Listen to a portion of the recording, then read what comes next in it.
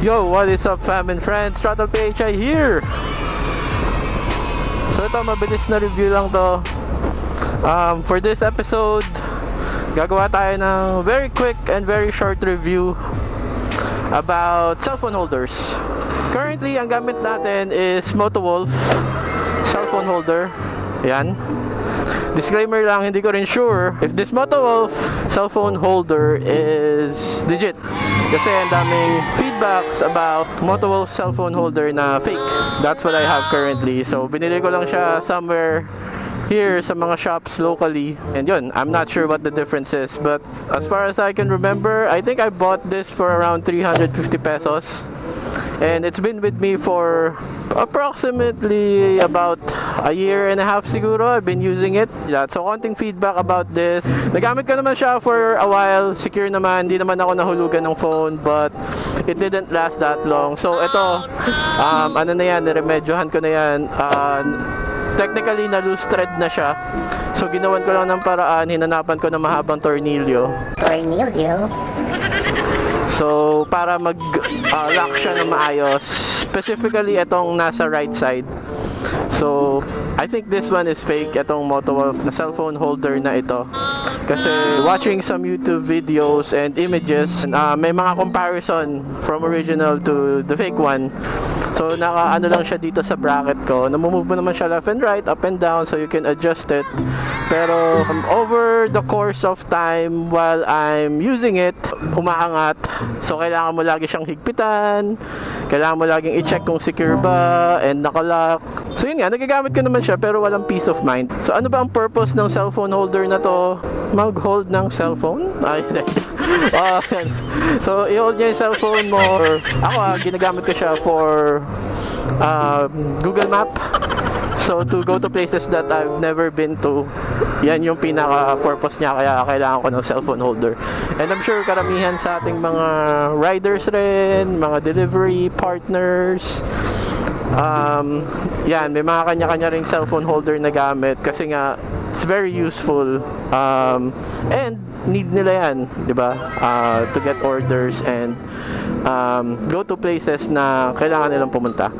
So, yun yung purpose ng cellphone holder. So, what I did was, since it's about time to change it, nag-order kami online. So, ano ba nangyari? So, mura yung nabili namin online and it's fast. It was delivered on time. Wala namang hassle masyado. Pero yun nga, I'm not so sure again if it's a legit Motowolf na cellphone holder. So, kaya na humusga kasi hindi ako masyado makakita nung comparison video. So, I think, yun lang, pakiramdam ko lang na hindi siya legit. Need talaga, like for my riding style, I need that navigation, you know, to go to places that I need to go. Kasi hindi ko kabisado yung mga kalsada, bihira lang rin naman lumabas, and most of the time, yun, pag nag-chill ride, yung mga places na hindi ko pa napupuntahan. So, yun yung pinaka-goal or pinaka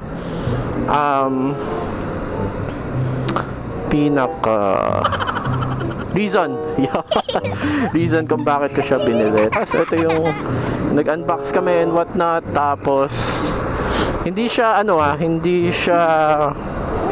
tawag na to, kasi may mga cellphone charger na cellphone holder na pwede kang mag-charge and parang waterproof daw, ika nga.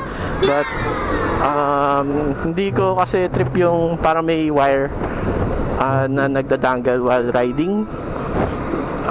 Siguro gagawin ko lang yun pag need na need talaga. But if I have an option, I'll put my phone sa bag ko with the charger para mas safer. Alam mo yun, hindi, walang kableng lumilipad-lipad na it might catch your handlebar or yung movement mo or yung maneuverability mo hindi is ma-impair. Wow, impair.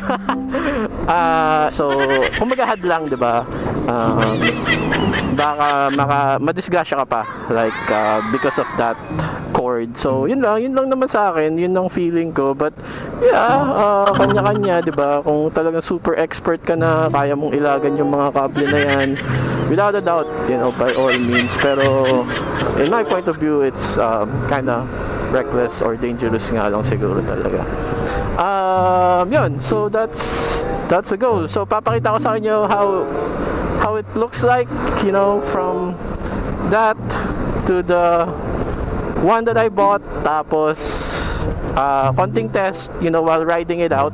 Kasi yun nga, mga naging problema ko dito sa cellphone holder ko na to, pagka yung current, pagka medyo bumpy yung road or high speed ang biritan, because of the vibration, umaangat siya, bumababa, nawawala sa ayos, so kailangan mo higpitan. So yun, parang yun lang.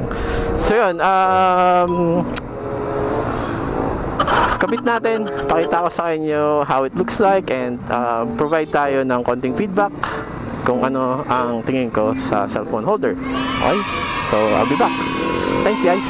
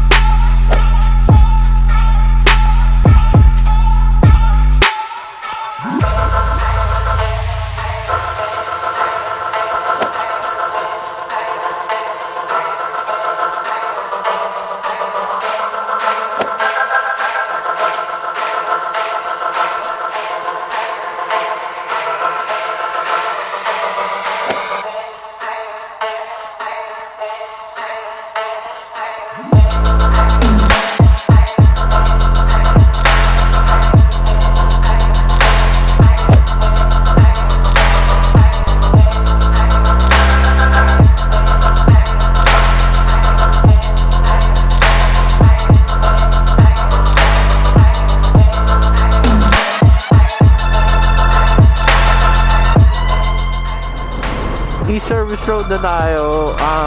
Makita nyo naman, ang bilis ng takbo natin kanina, pero saktong bilis lang. And it's still in place, hindi naman siya umangat, bumaba or what not. So pretty solid pa rin. Pa-function pa rin si Google Map. So far, tama pa rin yung tinuturo niyang way pa uwi. So galing. Ito yung road condition talaga na medyo babaybayin mo. Hindi siya perfect na road condition, may mga uneven pavements, kumbaga, diba, that you have to watch out. Pero syempre, pagka ganun, mabagal na takbo na lang. So ayun, so far nagawa naman nung cellphone holder yung purpose niya, which is to hold the phone securely. As of the moment, wala masyadong vibration. It's pretty solid and it stays in place. Siguro time will tell if yung mga wear and tear is lalabas by consistently using the cellphone holder. Pwede tayo magbigay ng feedback after that. But I also have plans on upgrading to a better cellphone holder. Siguro pag meron na, pwede natin gawan ng review ulit yung version 2 cellphone holder na meron tayo, and upgrading to a better cellphone holder. So if you've reached this part of the video, thank you so much for staying. If you're new here, please don't forget to hit the like, leave a comment, and also subscribe. I know it would really help me out. So maraming salamat. I'll see you on the next upload. Peace out.